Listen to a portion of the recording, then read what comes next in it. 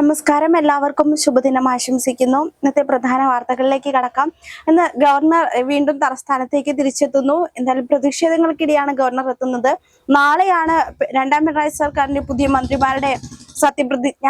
അതോടൊപ്പം തന്നെ മന്ത്രിസ്ഥാനത്ത് എത്തുന്ന കെ.ബി. ഗണേഷ് കുമാർ അദ്ദേഹത്തിന്റെ പാർട്ടി സിനിമ വിഭാഗവും സിനിമാ മന്ത്രി എന്ന പദവി കൂടി വേണമെന്നും അഭിപ്രായപ്പെട്ടിട്ടുണ്ട്.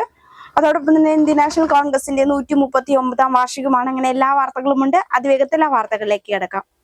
സർക്കാരുമായുള്ള രൂക്ഷമായ പോരിനിടെ ഗവർണർ ഇന്ന് ദില്ലിയിൽ നിന്ന് തലസ്ഥാനത്തേക്ക് തിരിച്ചെത്തും. നാളെയാണ് പുതിയ മന്ത്രിമാരുടെ സത്യപ്രതിജ്ഞ. മുഖ്യമന്ത്രിയും ഗവർണറും തമ്മിലുള്ള നേർക്കുനേർ പോർവിളിക്ക് ശേഷം ഇരുവരും ഒന്നിച്ചെത്തുക സത്യപ്രതിജ്ഞ വേദിയിലാകും. അതേസമയം ഗവർണർക്കെതിരായ പ്രതിഷേധം തുടരുമെന്നാണ് SFIയുടെ മുന്നറിയിപ്പ്. തന്നെ ഗവർണർ തിരിച്ചെത്തുമ്പോൾ പ്രതിഷേധത്തിനും സാധ്യതയുണ്ട്. രണ്ടാം പിണറായി സർക്കാരിലെ പുതിയ മന്ത്രിമാരെത്തുന്നു. ആ വാർത്തയിലേക്കാണ്. രണ്ടാം പിണറായി സർക്കാരിൽ വീണ്ടും മുഖമാറ്റം ഉറപ്പായ സാഹചര്യത്തിൽ മന്ത്രിമാരുടെ വകുപ്പുകളിൽ മാറ്റമുണ്ടായേക്കുമെന്ന ചോദ്യവും ഉയരുന്നു.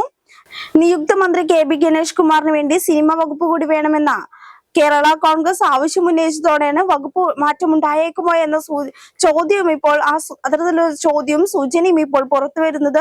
ഗതാഗത മന്ത്രിയാകുമെന്ന് ഉറപ്പായ ഗണേഷിനായി പാർട്ടി മുഖ്യമന്ത്രി പിണറായി വിജയനോട് സിനിമാ വകുപ്പ് കൂടി ചോദിക്കാനാണ് സാധ്യത. നാളെയാണ് പുതിയ മന്ത്രിമാരുടെ സത്യപ്രതിജ്ഞ നടക്കുന്നത്. അതുകൊണ്ട് തന്നെ ഇന്ന് ഇക്കാര്യത്തിൽ തീരുമാനവും ഉണ്ടായേക്കും.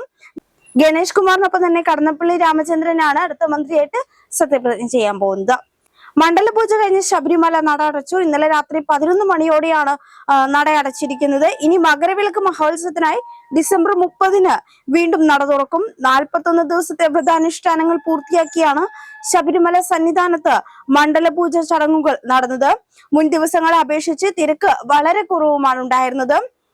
ഇന്ത്യൻ നാഷണൽ കോൺഗ്രസിന്റെ 139 സ്ഥാപക ദിനമായ ഇന്ന് രാജ്യമാകെ വിപുലമായ പരിപാടികൾക്കാണ് AICC രൂപം കൊടുത്തിട്ടുള്ളത്. AICC ആസ്ഥാനത്ത് രാവിലെ 9:00 പാർട്ടി അധ്യക്ഷൻ മല്ലികാർജുൻ ഖാർഗെ പതാക ഉയർത്തി. അങ്ങനെ സംസ്ഥാനത്തും രാജ്യത്തും ഒട്ടനവധി പരിപാടികളാണ് എന്തായാലും ഇതുമായി ബന്ധപ്പെട്ട് കോൺഗ്രസ് നേതൃത്വം അണിയിച്ചൊരുക്കുന്നത്.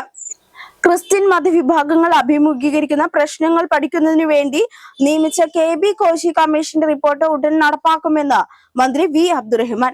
സംസ്ഥാനതല ന്യൂനപക്ഷ ദിനാചരണം തിരുവനന്തപുരം അയ്യങ്കാളി ഹാളിൽ ഉദ്ഘാടനം ചെയ്ത് സംസാരിക്കുകയായിരുന്നു മന്ത്രി. മുഖ്യമന്ത്രിക്ക് സമർപ്പിച്ച റിപ്പോർട്ടിലെ ശുപാർശകൾ വിവിധ വകുപ്പുകൾ പഠിക്കുകയും ഇവ നല്ല രീതിയിൽ നടപ്പാക്കുന്നതിനുള്ള അവസാന ഘട്ട പരിശ്രമത്തിലുമാണ് സർക്കാരുകളെന്നും അദ്ദേഹം പറഞ്ഞിട്ടുണ്ട്. രാവിലെ പങ്കുവയ്ക്കാനുള്ള ഇത്തരം വാർത്തകളാണ്. ഇപ്പൊ മറ്റു വാർത്തകളുമായി കാണാം. അതുവരെ നന്ദി, നമസ്കാരം.